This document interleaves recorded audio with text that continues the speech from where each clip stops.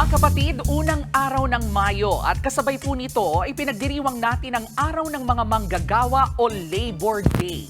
Taong 1889 nang ideklara ng socialist group na the Second International ang May 1 bilang International Workers' Day o Labor Day.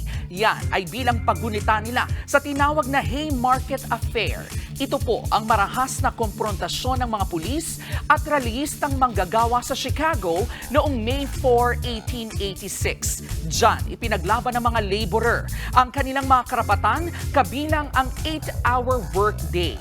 At magmula po noon, mahigit 80 bansa sa buong mundo ang nagsiselebrate ng Labor Day tuwing Mayo 1. Pero may ilang iba ang petsa gaya sa Amerika at sa Canada na tuwing unang Lunes ng Setyembre ang Labor Day. Pero ganun pa rin naman ang ipinaglalaban niyan.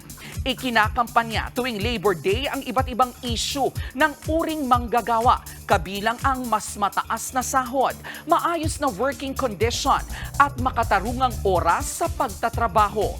Nagsisilbing paalala ang araw na ito na ang ating bansa at ang iba pang bayan sa mundo hinabi, itinayo at binuo ng mga masisipag na kamay ng ating mga manggagawa. Mga ma'am at sir, saludo po kami sa inyo. Dahil tulad ng K-Alaman, ang inyong trabaho at ambag sa lipunan ay K-Yamanan. K-OK. Mga kapatid, ito po ang inyong K-Alaman Queen, Kalad Karen. Always remember na ang K-Alaman ay K-Yamanan. Kaya para sa latest showbiz news at dagdag impormasyon, mag-follow at mag-subscribe sa social media pages ng News 5. K-OK.